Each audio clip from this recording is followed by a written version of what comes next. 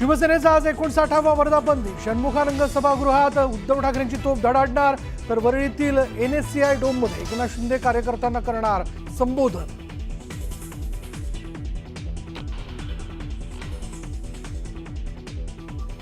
वर्धापन दिनाचा कार्यक्रम संपल्यानंतर शिवसेनेच्या मंत्र्यांची वरळीतच होणार बैठक. मंत्र्यांना दिलेल्या जिल्ह्यांच्या जबाबदारीचा शिंदे घेणार आढावा. मनपा निवडणुकीच्या पार्श्वभूमीवर बैठकीला महत्त्व.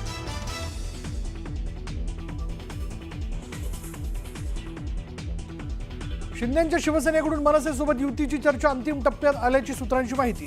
चर्चा पूर्णत्वाला नेण्यासाठी एकनाथ शिंदेंकडून राज ठाकरेंना लवकरच स्नेहभोजनासाठी निमंत्रण पाठवलं जाणार असल्याची सूत्रांची माहिती.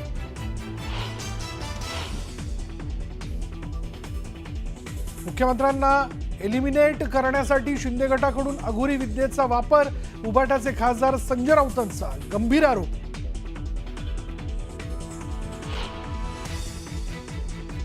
राणेबंधूंमध्ये शीतयुद्ध सुरू. नितेश राणेंकडून व्हॉट्सअप स्क्रीनशॉट शेअर करत कार्यकर्त्याला धमकवल्याचा आरोप. तर निलेश राणेंना दिली मित्रपक्ष असल्याची आठवण करून.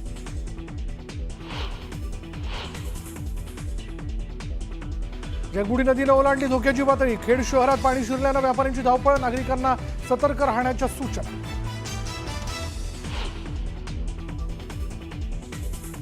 नाशिकमध्ये सकाळपासून पावसाचा हाहाकार. गोदावरी नदी पात्रात बुडाली कार बाहेर काढण्याचे प्रयत्न सुरू.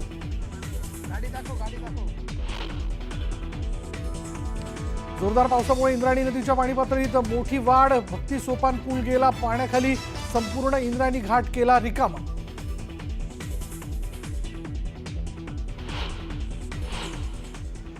पुणे जिल्ह्याच्या मुळशी तालुक्यात जोरदार पाऊस. घोटावडे फाट्याहून हिंजवडीकडे जाणाऱ्या रस्त्यावर पाणी. रस्त्याला ओढ्याचं स्वरूप आल्यानं वाहन चालकांची कसरत.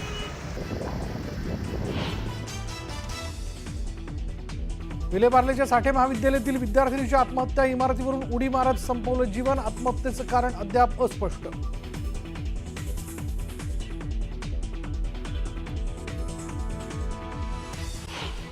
शिवसेना प्रमुख बाळासाहेब ठाकरेंनी स्थापन केलेली शिवसेना आता 59 वर्षांची होतीये. 19 जून म्हणजेच आज शिवसेनेचा वर्धापन दिन साजरा होतोय. पण मागील 3 वर्षांपासून 2 शिवसेनेचे 2 वर्धापन दिन साजरे होत आहेत.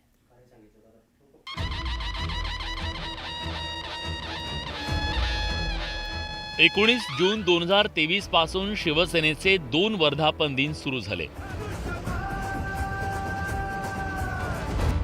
20 जून 2022 रोजी एकनाथ शिंदेंच्या नेतृत्वात शिवसेनेचे मंत्री आणि आमदार सुरतला रवाना झाले आणि त्याच दिवशी शिवसेनेत मोठी फूट पडली.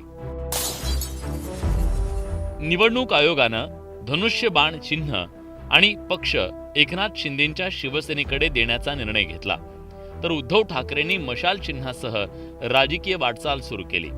त्यामुळे एका शिवसेनेच्या 2 शिवसेना झाल्या. मात्र दोन्ही शिवसेना बाळासाहेब ठाकरेंच्या विचारानं मार्गक्रमण करत असल्याचा दावा करतात. माननीय शिवसेना प्रमुख श्रीमान बाळासाहेब ठाकरे यांचा. परिणामी 19 जून रोजी दोन्ही शिवसेना वर्धापन दिन साजरा करतात. ठाकरेंची शिवसेना षण्मुखानंद सभागृहात वर्धापन दिन साजरा करणार आहे. तर शिंदेंच्या शिवसेनेनं NSCI डोम वरळीत कार्यक्रमाचं आयोजन केलंय. तर विधानसभा निवडणुकीतल्या निकालानं खरी शिवसेना कोणती याचं उत्तर मतदारांनी दिलंय. याकडे शिंदेंच्या शिवसेनेनं लक्ष वेधलंय. शिवसेना ही संघटना सर्वसामान्य लोकांना अडचणीमध्ये धावून जाणारी आहे. समस्या सोडवणारी आहे. प्रश्न सोडवणारी आहे. संकटामध्ये धावून जाणारी आहे आणि विकासाला चालना देणारी आहे. आणि म्हणूनच आपण जो 2022ला निर्णय घेतला तो बरोबर घेतला ना. वर्धापन दिन जल्लोषात साजरा करण्यासाठी उद्धव ठाकरेंच्या शिवसेनेकडूनही जय्यत तयारी करण्यात आली आहे. शिवसेना प्रमुख बाळासाहेब ठाकरेंनी मराठी माणसाला आत्मविश्वास देऊन नवी ताकद दिली. आता बदललेल्या राजकीय परिस्थितीत पुन्हा एकदा मराठी माणसाला मुंबईत प्रतिष्ठा देणं, महाराष्ट्रात मराठीची पताका फडकवत ठेवणं याला प्राधान्य देणार असल्याचं शिवसेनेकडून स्पष्ट करण्यात आलंय. शिवसेनेचा वर्धापन दिन 1967 पासून शिवसैनिक जल्लोषात साजरा करतात. 19 जून 1966 रोजी बाळासाहेब ठाकरेंनी शिवसेनेची स्थापना केली. त्यावेळच्या परिस्थितीनं शिवसेनेला जन्म दिला असं म्हटलं तर अतिशयोक्ती होणार नाही. मुंबईचा भूमिपुत्र मराठी माणूस शहरातून हद्दपार होत होता. परप्रांतीय शिरजोर होत होते. नोकरी, व्यापार या सगळ्याच क्षेत्रात मराठी माणसांची पिछेहाट होत होती. मोठ्या पदांवर बसलेले परप्रांतीय भूमिपुत्रांवर अन्याय करून परप्रांतीयांची भरती करत होते. त्यामुळे बाळासाहेब ठाकरे यांनी फ्री प्रेस जर्नलमधली नोकरी सोडून मार्मिक हे साप्ताहिक काढलं. 13 ऑगस्ट 1960 रोजी मार्मिकला सुरुवात झाली. विविध आस्थापनांमध्ये नोकरीला लागणाऱ्या परप्रांतीयांची यादी यातून छापायला सुरुवात झाली. वाचा आणि थंड बसा या शीर्षकाखाली ही यादी छापली जायची. मात्र नंतर वाचा आणि पेटून उठा असा थेट आदेश देण्यात आला. हे कार्य करण्यासाठी संघटना असणं गरजेचं होतं. ही बाब शिवसेना प्रमुखांचे वडील असलेल्या प्रबोधनकारांनी हेरली. त्यांनी संघटनेला शिवसेना हे नाव सुचवलं आणि 19 जून 1966 रोजी शिवसेनेचा जन्म झाला. मात्र त्याच शिवसेनेच्या झालेल्या 2 शिवसेना हे चित्र मराठी माणसाला आणि शिवसैनिकांना वेदना देणार आहे. 2 वर्धापन दिन साजरे होत असताना मराठी माणसाच्या या वेदनेचा विचार होणं गरजेचं आहे. जमलेल्या माझ्या तमाम हिंदू संतोष गोरे, न्यूज 18 लोकमत, मुंबई. यानंतर एका महाजन हे नाशिकमध्ये पोहोचलेले आहेत. गोदावरीच्या पूरस्थितीचा ते आढावा घेत आहेत. थेट जाऊयात. पावसाळ्यापूर्वी जे काही महापालिकेची कामं आहेत तीच कुठे ते फोल ठरलेले दावा जेही आम्ही बघतो आहोत. इथे काही ठिकाणी ड्रेनेजचं पाणी निघतंय आणि त्या स्मार्ट सिटीच्या योजनेमध्ये काही चुका झालेल्या आहेत. काही टेक्निकल चुका झालेल्या आहेत. पण त्या आम्ही तात्काळ दुरुस्त करतो. मॅडम मला तेच सांगत होते, त्याच दाखवत होत्या की बघा पाणी ड्रेनेजचं इथून येतं आहे, तिथून येतं आहे. पण या 2-4 महिन्यामध्ये म्हणजे येत्या कुंभच्या आत, एका वर्षाच्या आत आम्ही सगळे जे सगळे फॉल्ट आहेत, काही तांत्रिक चुका झालेल्या आहेत त्या आम्ही दुरुस्त करू आणि कुठेही घाण पाणी गोदावरीमध्ये येणार नाही, ड्रेनेजचं पाणी येणार नाही अशी व्यवस्था करू. खरं तर ओझरमध्ये एक जण वाहून गेलेला आहे बाणगंगेमध्ये. त्याची काही माहिती मिळाली का? तो कोण होता आणि त्याचं काही नाही, आपल्याकडूनच मलाही ही माहिती मिळाली. मला गाडी वाहून गेली म्हणून तुम्ही सांगितलं म्हणून मी या ठिकाणी आलो.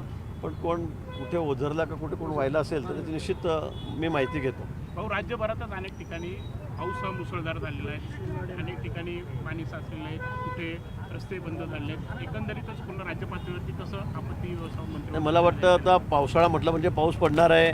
कोकणामध्ये विशेष करून मोठ्या प्रमाणामध्ये पाऊस या ठिकाणी तो आहे. मुंबईमध्ये 2-3 दिवस सततधार पाऊस त्या ठिकाणी सुरू आहे. पण सगळं धोक्याच्या बाहेर आहे. आमच्या कंट्रोल रूमच्या माध्यमातून आमच्या सगळ्या ठिकाणी नजर आहे.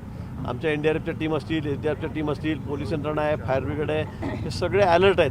परवा आपण बघितलं असेल ज्यावेळेला पुण्यामध्ये मावळ तालुक्यामध्ये जी दुर्घटना घडली आणि त्यात तो पूलच कोलॅप झाला. पण लगेच 10 मिनिटांमध्येच तिथे NDRFची टीम त्या ठिकाणी गेली.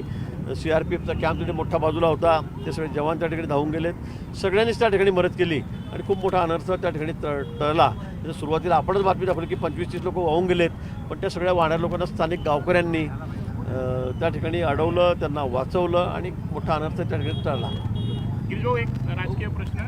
एकनाथ खडसे म्हणतात की बडगुजरांना घेतलं पण माझ्याच घ्यायला अडचण काय पाहिजे?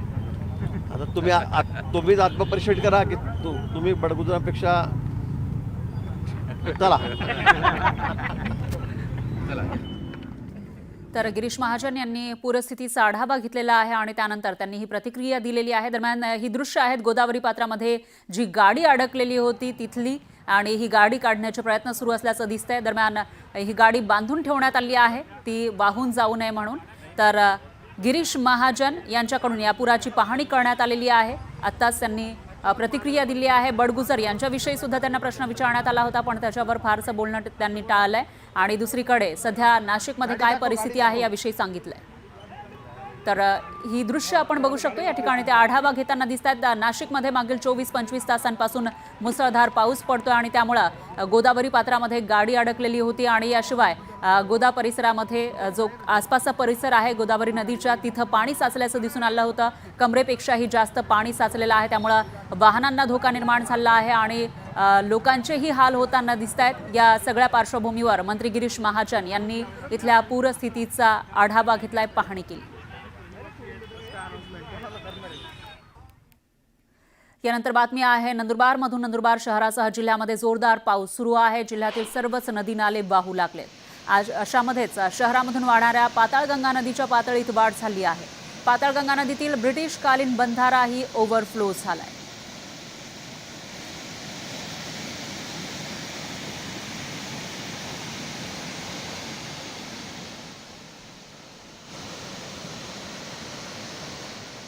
तर नंदुरबारची ही दृश्य आपण बघू शकतोय. ब्रिटिशकालीन बंधारा ओव्हरफ्लो झाला आहे, त्याच्यावरून पाणी वाहताना दिसून येत आहे. नंदुरबार जिल्ह्यामध्ये मुसळधार पाऊस सुरू आहे आणि त्याचा परिणाम आपण बघतोय. यानंतर